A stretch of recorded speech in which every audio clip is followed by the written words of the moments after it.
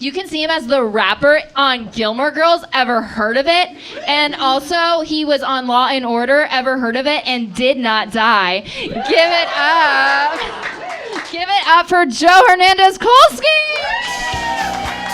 Give it up for my friend Katherine and Nina for putting this wonderful show together. Okay. Let's take a poll.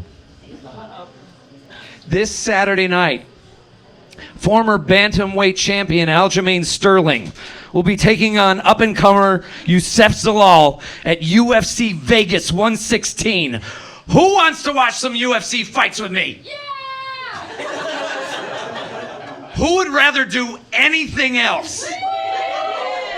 Okay. Thank you. I appreciate it. I got one.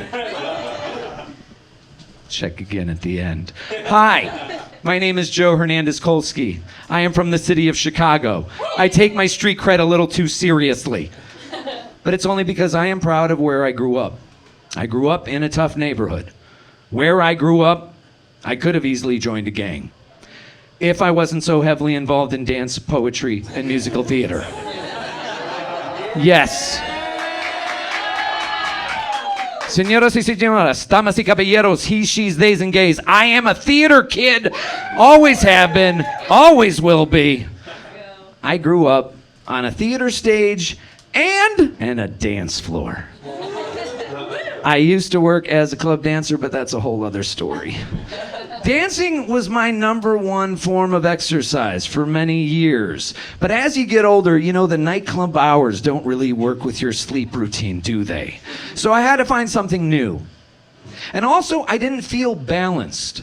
As a theater kid, you don't really learn how to throw a punch. Contrary to what you might think, West Side Story is not an accurate depiction of what a fight looks like. So I found boxing. And I fell in love with it. Boxing is just dancing with punches. And I started getting into it. I started watching boxing matches. But boxing matches are just a gateway drug to UFC fights.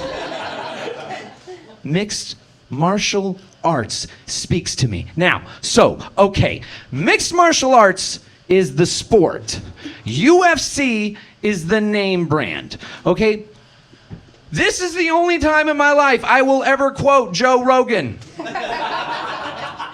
He defines it perfectly. Mixed martial arts is high-level problem solving with dire physical consequences. You have a problem standing in front of you, and you need to solve it. Are you going to stay on your feet, and are you going to throw punches and kick and try to knock it out? Or are you going to take it to the ground, grapple with it, and try to submit it? Or as my girlfriend likes to call it, I like it when they hug. So, okay. Joe, isn't Dana White very close friends with Donald Trump? I didn't say it was perfect. I am having a very hard time with this. But I see the UFC the same way I see the USA. The pros far outweigh the cons, but goddamn, the cons are having a fucking field day right now. But tonight, we're gonna focus on the pros, okay? First of all, I watch UFC fights, I think like most people, because of its strong feminist perspective. That's Rose Namajunas. I'm gonna talk about her in a quick second. One of the biggest fights is about to occur on Netflix, the first ever live televised MMA event, and it is two women headlining that event, Ronda Rousey and Gina Carano. Now, am I excited about this fight? Not really. They're both coming out of retirement for it. It feels like a cash grab, but that said, it is going to be the women doing the grabbing of the cash, so good for them.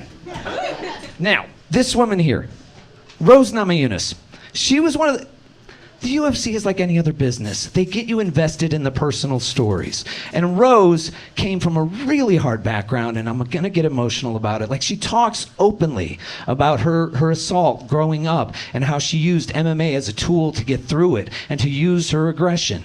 And I think that's really powerful, to use this like traditionally male paradigm to tell a strong female story.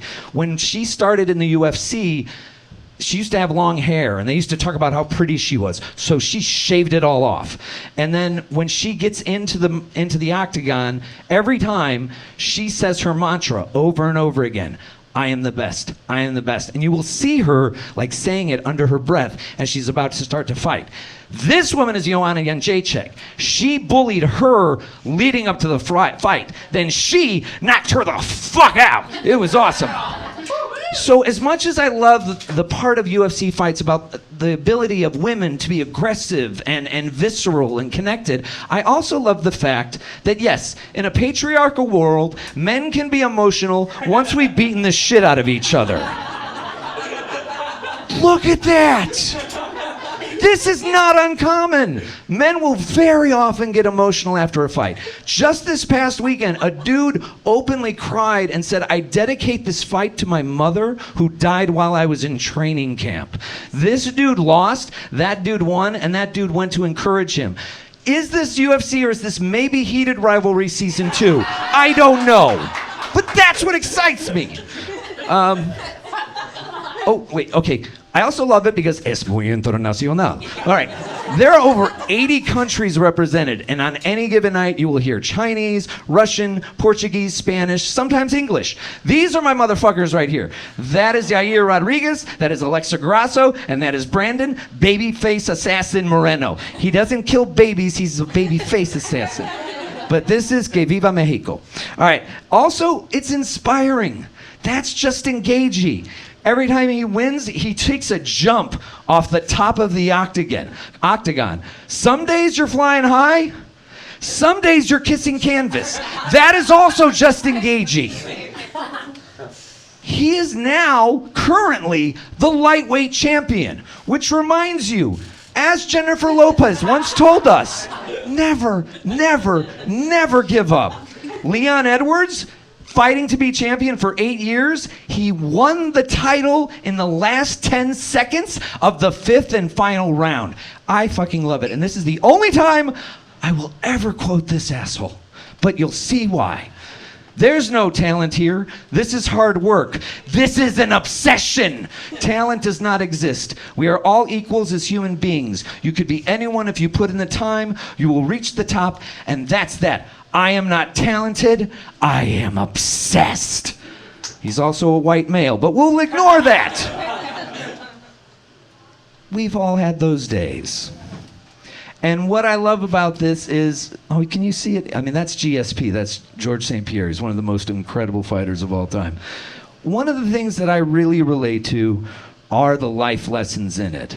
The importance to stay focused, keep moving forward, don't wait for the perfect punch. You've got to create combinations and create openings on your own. These guys and women are mixed martial artists. One of my biggest insecurities in my career is that fucking phrase, jack of all trades, what?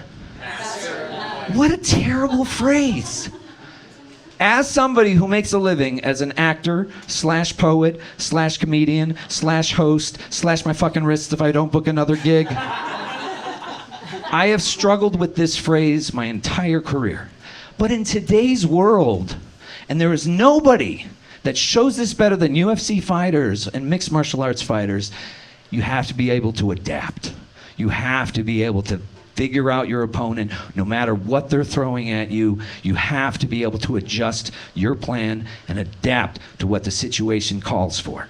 So, keep fighting, y'all. That's me. You can't even see my feet. That's because of my dancing background. Look how fast I'm moving. So let me ask again. Who wants to watch some UFC fights with me this weekend? All right, thank you for indulging me. My name is Joe Hernandez-Kolski. Thanks.